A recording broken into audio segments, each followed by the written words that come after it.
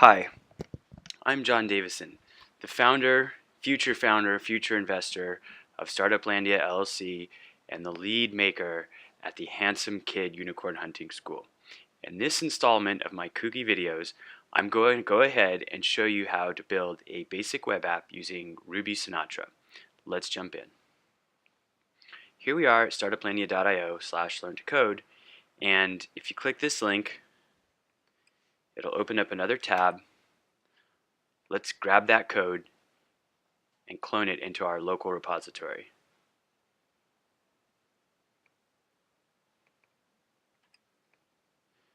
Here we are in the home directory. Let's go into the unicorn hunting directory and let's type git clone, paste in that link.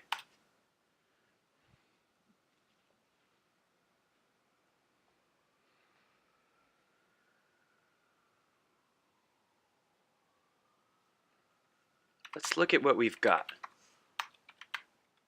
Let's actually make the screen text a little bit bigger. Command K to clear the screen, ls. You'll notice there's a bunch of different files. Let's open them up and look at what we've got. Atom space dot. That tells Atom to open up the current directory, which in this case happens to be the code we just downloaded. So today we're going to be working with eatmywebapp.rb. It's a very, very simple app that uses Ruby Sinatra. It will run a local server on 127.0.1, which is internet speak for your own computer. It'll be running it on port 3000, and the rest of this code is the web app. So before we run this code, like any good Ruby programmer, we will always want to run bundle install, which will install all of our gems. And literally, to run this code, all we have to type is Ruby and then type in the name of the file, eatmywebapp.rb. So if there's no problems, we will now have a functioning server. We got a problem that says I have a web server running somewhere else on my computer. So I'm going to do something that will just tell me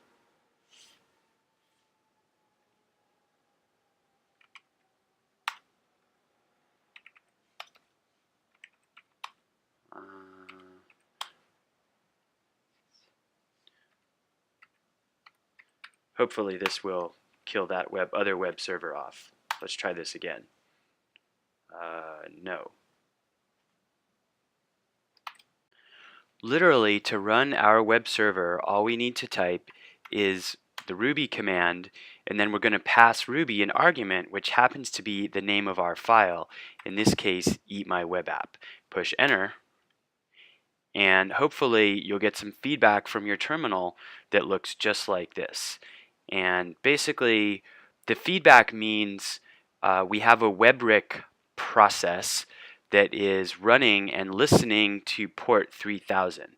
WebRIC is like a Ruby library that handles HTTP requests that Sinatra uses to build its framework. So it's code requiring other code. Let's go ahead and look at localhost :3000. Hello. Isn't that amazing? Hello. So here we are in our program, and really web software is a process of an internet browser making a request to a remote server, and that remote server returns information to the browser. And in this case, we made a request to the root, notice that little slash, to the root of our application. Also notice the feedback that we're getting in our terminal, right? We're seeing that we're getting a get request made to the root, right? Which corresponds in our code to this line that says, hey, if somebody makes a get to the root, we're going to return the value hello, right? One thing I really want you to understand as I teach this video particularly is that the client-server request and response cycle doesn't necessarily have to involve HTML. If you'll notice, I just showed the source of this program, and literally the page source is literally just text that says hello, right? Fundamentally, the return value from all servers back to internet browsers is going to be a string with characters inside of it. And right, like you might be saying, well, aren't web pages made of HTML? Yeah, but deep down, HTML is just another kind of text, right? That the browser knows how to interpret that. Let's keep moving through our web application and see what other kinds of things we have built in here. So we have a server endpoint called emphatic greeting, right? If somebody makes a GET request to emphatic greeting, right, this code here, hello times 1,000, is going to run, and then we're going to return the value of that greeting to the browser as a text string, right? So let's go ahead and let's open another tab, and let's make a GET request to emphatic underscore greeting. See, just like that, we got 1,000 hellos, right? Let's look at the page source. See, the page source is just a big string of hellos. Now, you might find yourself looking at the code that we wrote in the web application, eatmywebapp.rb, and saying, hey, wow, greeting is literally just this hello jazz, right? Why don't we see a little 1,000 hellos written on the screen? Well, Ruby allows us to multiply a string times an integer, and Ruby will actually replicate the string that many times. So here I am in my console. If I open up another tab and I enter IRB, let's see the same thing, hello space, right, times, let's do 10,000, right? It's going to look like snow. Bam, I just did the programmer's equivalent of making it rain. Anyways, let's keep moving through our program.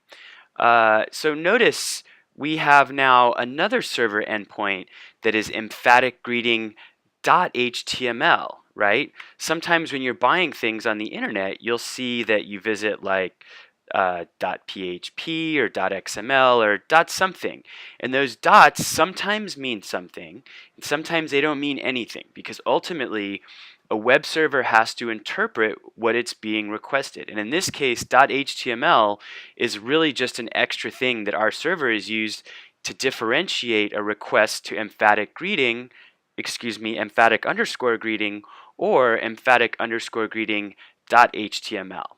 So let's go visit emphatic underscore greeting .html.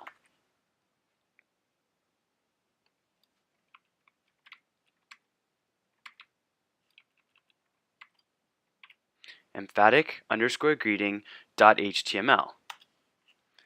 Boom. Hello, friend.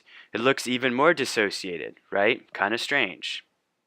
And you'll notice here in our web console that we got some output that said get/emphatic greeting.html. I'm actually going to put all of our, hopefully, response content on our server logs on one line.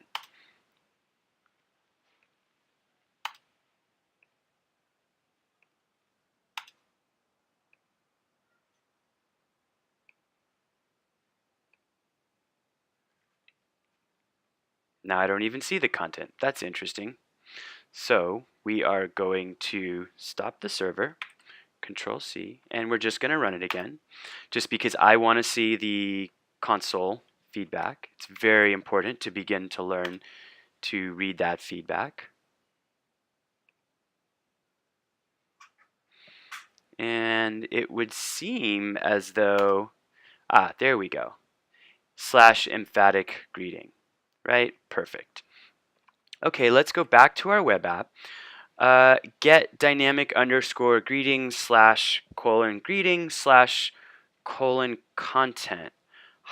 What does that mean? Okay, what this means is that we're going to make a web request to /greeting, right? So /dynamic greeting.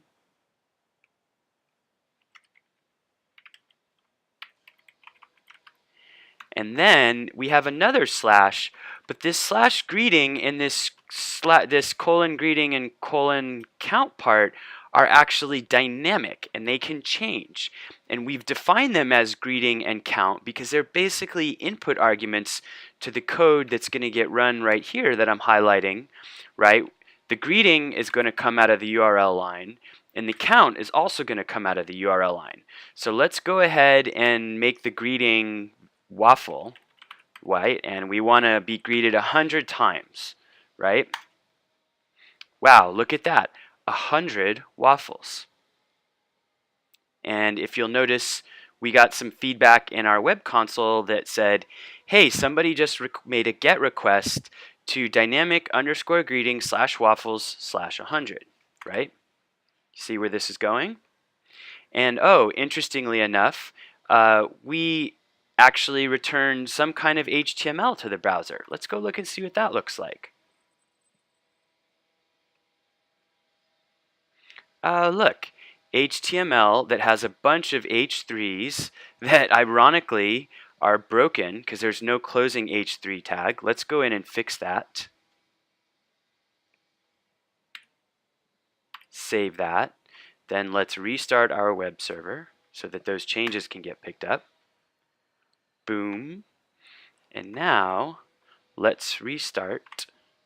And now we have properly closed H3 tags. And if we refresh, you won't really see any difference in the browser content because web browsers are kind of good at figuring out that, hey, maybe this H3 wasn't closed and we'll just treat it like a proper H3 tag anyways. Moving right along. Look, we have waffle.html. Where we are basically going to just return a bunch of waffles in h1 tags inside HTML. And notice, unlike this dynamic greeting, there's really no dynamic input to this server method waffle.html to be called. It will always return, unless we change the code, 10 waffles. So let's go ahead and visit waffle.html.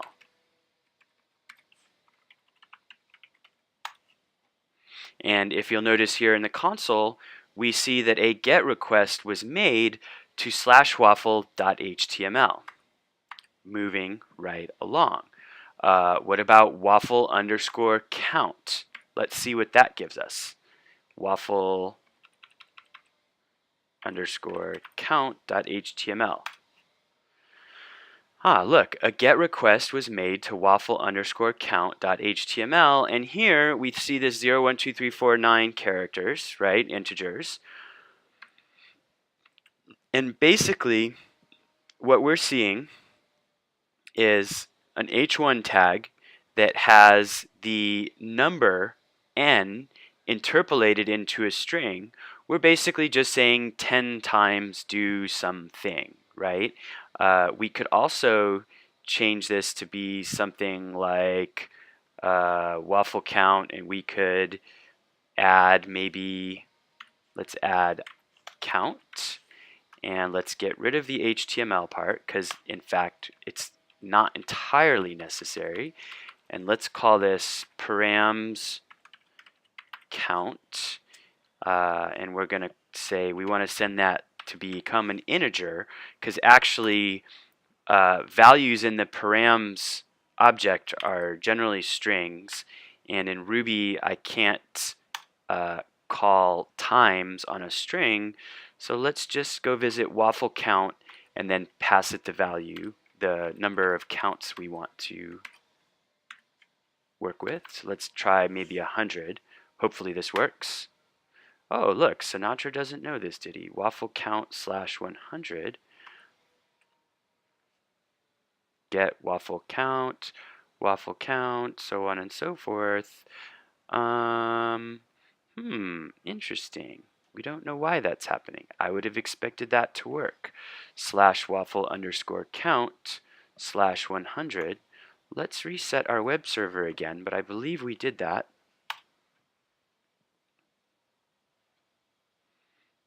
And once again, Sinatra doesn't know this, did he? Very, very interesting. Count.toInteger.times do. Let's call that .html. This would be very weird. No, we're not going to do that. Waffle count, and then waffles.html. Let's save that. Let's start our web server again.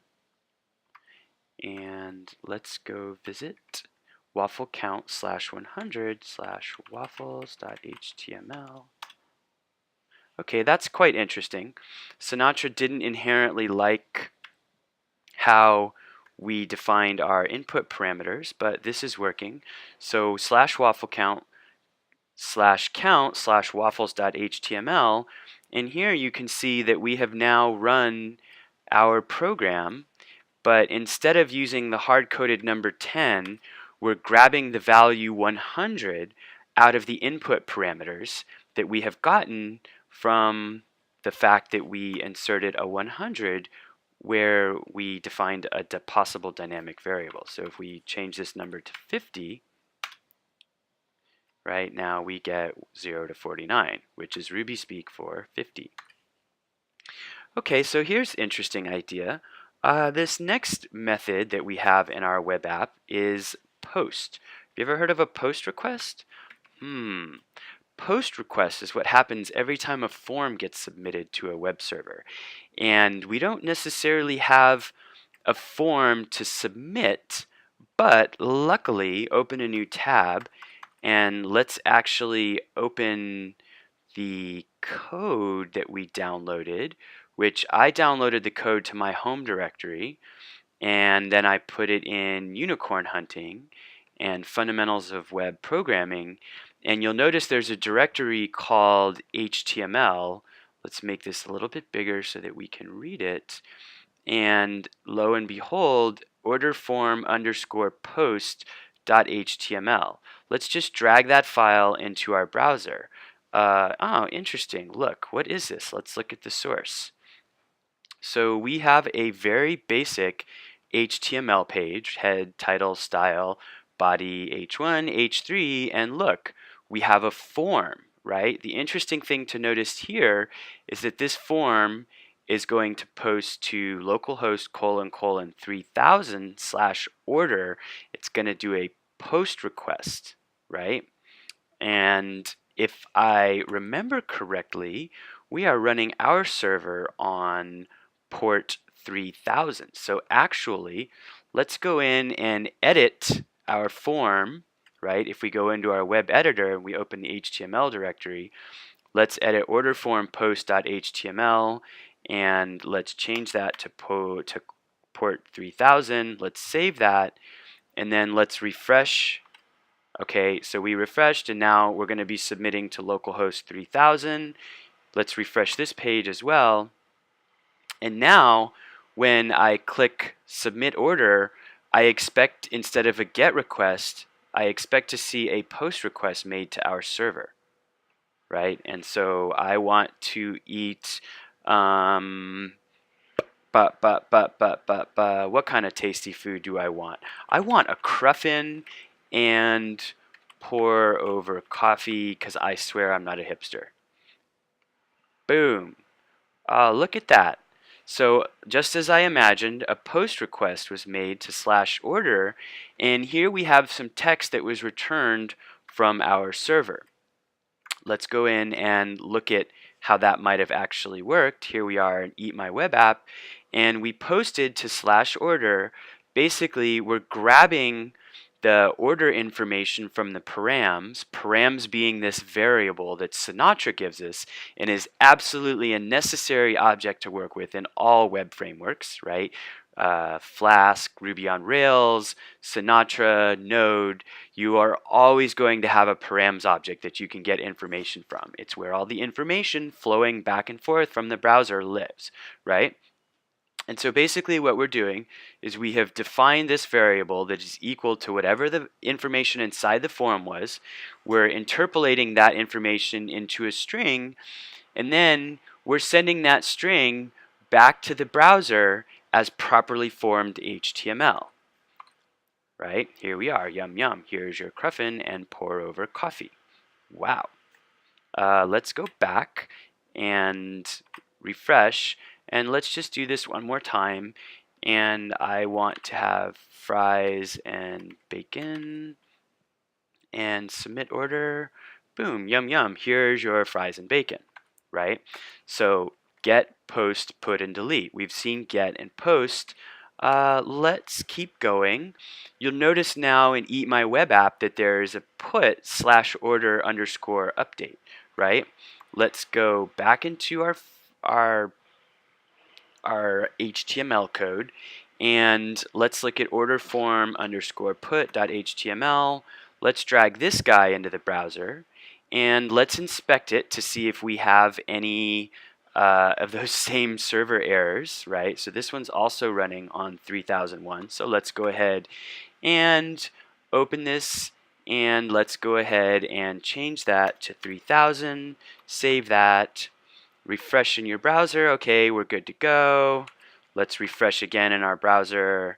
And so now this is going to send a put request to our server. Here we are down at the bottom, get post put. Let's say, let's see, the current order is waffles and I want to update it to sushi, right? Boom. Oh, wow. Name error at order underscore update. Undefined local variable method, order page HTML for Sinatra applications. So that means there's a bug in the code. Let's quickly open up what we got. Put order /update, update order equals params.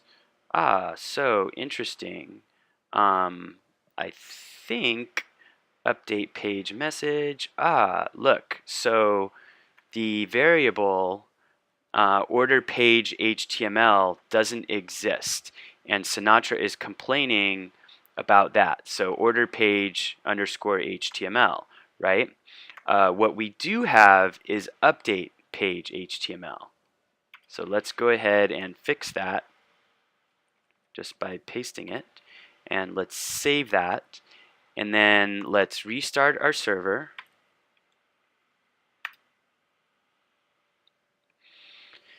And let's go back in the browser. Let's refresh that. And instead of waffles, I want fries. And let's push enter. Okay, perfect. Notice we now got a put to order update, which is also gives us some feedback, basically post. That's interesting. Isn't that a little confusing? It should be a little confusing. Let's go back and let's actually look at the form that we submitted to the server. And you might notice that the form we used is actually a post, right? Because browsers only actually know how to make GET requests and POST requests. And in this case, we've included a special kind of input that allows us to tell our server a little bit more about the request. And a Sinatra server particularly knows that if there's a hidden input field that has a field named underscore method and it has a value named put, Sinatra will actually create a new type of web request. It's kind of a tricky thing, but it's a very subtle detail that's very important to get a handle on. And then in our web app, we basically get a put to /order underscore update. Okay, and the final method that we want to explore, order underscore delete, right? So just like we've done on all these previous guys, let's drag the order form delete HTML page into the browser. Let's look at it because I have a feeling it's going to have, yep, that same bug. It's looking at the wrong port. Let's go in and fix that. Order form delete, and let's fix that, make that port 3000, and then, oh, we need to save that. Boom. And then let's restart our web application. And then let's refresh the code. Okay, Command R, there we are, localhost :3000. And let's go to our HTTP delete form, which I refreshed, and literally all I'm going to do is push this delete order button, boom, right? And we created a delete to our server. And just like the put request that we made, right, here where we have this special included field put, in a delete request, we're also going to use a form that submits to the server with a post request. And then we're actually going to tell the server, hey, even though this request seems like a post request, we're giving you extra information that is going to let you know that this is a delete request. Okay, so that is, at a very high but fun level, an overview of get, post, put, and delete using HTML, Ruby Sinatra, and just sort of some of the basics of the internet. You might notice that there is a directory in this application called Spriggly Wiggly, which is a slightly more complex web app that I will feature in the next video. I'm John Davison, the once and future founder of Startuplandia. Have a wonderful evening.